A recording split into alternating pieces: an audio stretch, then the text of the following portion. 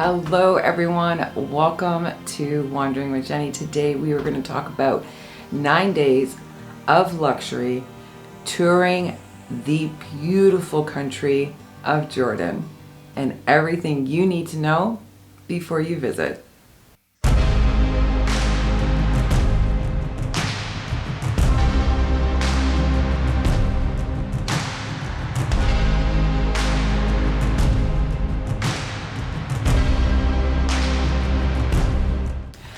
So I will say this was my first luxury tour, so I'll be honest, I don't have a whole lot to compare it to, but when we think of luxury, we think of amazing service, beautiful places to stay, and of course, first class type of tours. Now, if you have read any of my blogs, if you haven't already, check out Wandering Traveler blog. You will know that I absolutely love planning. Last year, the end of last year, I hit a bit of rut in my life and I just needed a vacation. So this was still a travel vacation. We did visit a lot of places, but I just didn't want to do any planning. I didn't want to do any of the driving. So I had reached out to a fourth company and I was sold. I absolutely loved the fact that it was completely private and it was still the same price of what we would have paid had we done a bus.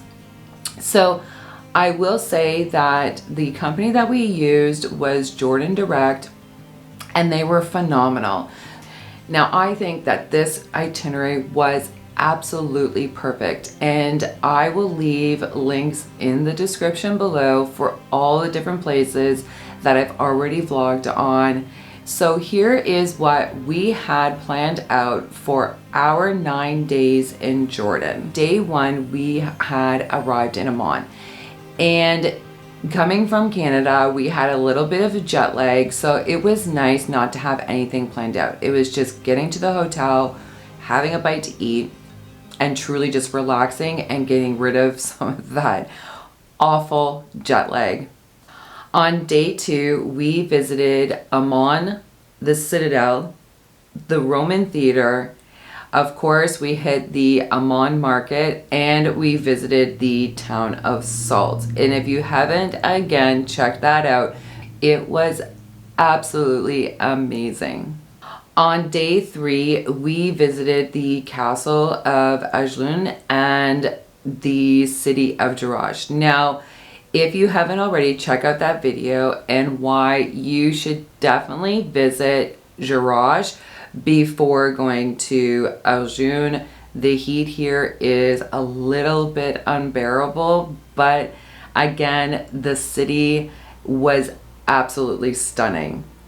So on day four, we ventured away from Amman and made our way to Madaba, Mount Nebo, Sherbak Castle, and of course, the little surprise, the smallest hotel in the world. And it is the cutest thing ever, so don't forget to go and check that out. That night we arrived in Petra and got to see the most beautiful sunset. Really nice just to grab a nice little cafe latte and just relax and watch the sunset into the city of Wadi Musa. On day five, we finally got to see Petra, which of course is one of the 7 wonders of the world, and it is stunning. So we had a tour guide that morning all the way up to the treasury, and it was worth it. I absolutely loved the history of it. Jody, not so much a history fan, but she still quite enjoyed it, even just learning a little bit about how Petra came about and was rediscovered. Day 6, and this is what I loved about this tour company. I wanted to be at Petra first thing in the morning to avoid all the crowds, of course, to get some pictures and videos without a million people in it. And that was the one great thing about this tour company. They allowed us to pick our timing for every single day. So that was the one amazing thing about this tour company. Of course, the booking with this tour company, there are extras that you can purchase, and I will go into more detail with that later on. But one of the extras that we picked was the Petra at night, and it was interesting. I really enjoyed it. Day 7, we left Wadi Musa and made our way down to the beautiful desert of Wadi Rum. And if you have not checked out that video, you definitely have to. Out of all of them, Wadi Rum was my favorite stop on this whole itinerary. I absolutely loved it. It was so much fun. One, taking a Jeep through the desert, getting to see one of the most beautiful sunsets with, of course, the Bedouin tea, which I'm obsessed with. And it was such an amazing experience. Definitely one that should be on your bucket list. And of course, that night we took another extra tour and did the stargazing. So day 8 was a little bit of a longer drive. We made our way from Wadi Rum up to the Dead Sea. Now, most drivers will take the main routes, and of course we had the best driver in all of Jordan, and he took us through the mountains. And let me tell you, this scenery was gorgeous. Just the landscape alone was breathtaking. So we had made our way to the Dead Sea and got to our hotel probably about 3 o'clock in the afternoon, which was really nice because this was the end of our tour. So it was really great just to kind of sit back poolside, relax, and then we had the entire next day, which was our last day, day 9, and just chilled. And of course, my struggle with the Dead Sea, if you didn't see that video and you need a really good laugh, go and check out how I am probably the only person to ever struggle floating in the Dead Sea. It is possible because, well, I did. Just gonna take a quick second and ask for your support. One of the ways that you can help out Wandering with Jenny is to like and subscribe. It is free for you. It really supports me. And if you could do that, hit that like button, hit that subscribe button, and then you get to see all of my future videos. Okay, so next up, let's talk about where we stayed. With any luxury vacation, of course, you're expecting the hotels to be 4- and 5-star hotels. Ours were. In Amman, we stayed at the Alcazar, I believe that's how it's spelled, it's here, Metropole Hotel. This here was in the financial district. So it is a little bit further away from downtown. The hotel was great. The food here was amazing. There are 2 or 3 different restaurants. They had a beautiful buffet spread for breakfast. Then there was the pub downstairs. Now I will warn those who are non-smokers, this is a smoking pub. Smoking is pretty big in Jordan. The rooms here were quite large. Not only that, the views from the balcony were beautiful. So for Wadi Musa, we stayed at the Petra Canyon, which is a new hotel. So it was gorgeous. It was absolutely gorgeous. And as I said, the views, the sunset views from here were beautiful. Now this hotel is actually built into the side of the cliff. And I will say the service here was incredible. The food selection, not only for breakfast, but for dinner, was ginormous. Again, this hotel, definitely, the rooms were huge. By far, I think these were the biggest rooms that we had during our entire trip. And the views, again, beautiful from the windows. So if you are looking for something that's a little more laid back, chilled, with great coffee, definitely go to Petra Canyon. The third stay was inside Wadi Rum luxury camps. So they have these cute domes that you can stay in, or a Bedouin tent, and they're quite lovely as well. Again, I feel like some of the things that happened, we were really treated like VIP. We had the top tent inside this luxury camp, and the views from here were amazing. We were able to get up in the morning and watch the sunrise, watching the camels crossing the desert, and a full view of our camp. The other thing that I really loved about, the name of this place is Rum Oasis. The other thing that I loved about this camp was an earth oven dinner. And of course, again, it was a buffet style. The buffet was huge, but if you've never tried earth oven, which is they cook the food underground, it's quite entertaining. Everyone gathered around to watch them bring the food out. It was really cute. I think the food in Jordan just won me over, and this place didn't disappoint either. The grounds here are quite lovely. So our fourth night was definitely the most bougie of them all, and we stayed at Movenpick. This was at the Dead Sea. It's gorgeous. There's no denying. It is absolutely beautiful here. The grounds here are stunning. The entry into the Dead Sea is quite nice. I found some of the areas to be a little bit rocky. This is small pebbles, but they have like little stepping stones that you can step onto going into the Dead Sea to make your floating adventure. This hotel was gorgeous. Definitely probably the most luxurious hotel I have ever stayed at in my entire life. The grounds here are beautiful. Lots of pools, lots of areas to do some sun tanning, the restaurants and the food. By far the biggest buffet on our adventure was here. It was rows and rows of food, and of course they had a different station where you could go and have some food made for you. Now the rooms here, I will say, were probably the smaller. Even I believe our Martian tent was a little bit bigger than these rooms, but they were really freaking cute. They had a nice little vanity area and a beautiful balcony that you could go and sit out and relax on and enjoy your morning coffee. So next up, getting around, which is really what sold me on picking Jordan Direct. Having your own private driver, you're going to have the luxury of choosing all of your times.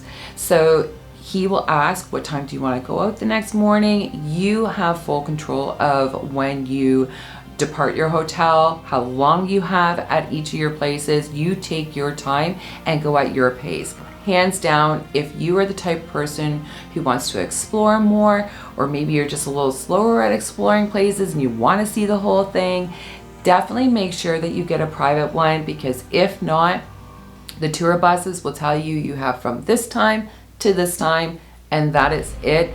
They're not very patient if you end up being 15 or 20 minutes late. So if you really want to go at your own pace, definitely you want to make sure that you get a private tour. Now getting around, we had a cute little sedan. Our driver was super informative, and Moafuck, I will say I absolutely could not have had a better trip. You were so passionate about your job, so thank you so much. That is our driver, and he was such an incredible human being, and I can't thank you enough. So a couple of tips when visiting Jordan. If you are planning on doing a tour like we did, a private guided tour, most of the stuff will already be planned out for you. So you will have someone greet you at the airport, take care of all of your visa, and will introduce you to your driver for your tour. If you are planning on doing this trip on your own, the car rentals here are pretty decent. I would suggest definitely getting yourself the Jordan Pass. The Jordan Pass will get you into all the different tourist locations as well as your entry visa. Now, if you're staying, I believe it's 3, maybe 4 days, your entry visa will be included into your Jordan Pass. The rules of the road. So I will say this, I was warned by one of my colleagues before I'd even gone on vacation not to drive myself. And I can kind of see why. In Amman, they're a little crazy.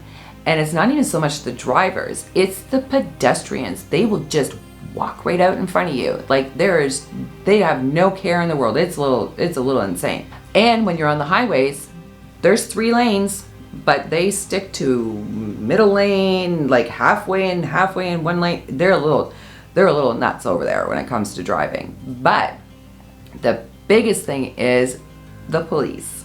So you may not see the police officer, but later on, about 2 minutes up the road, you're getting waved over by a little stop sign or a little stop police officer, and you're gonna get a ticket. So the other thing is these speed bots, which are these boxes that are kind of posted throughout the city, through the highways. They are very big on their laws there, so you have to obey the speed laws.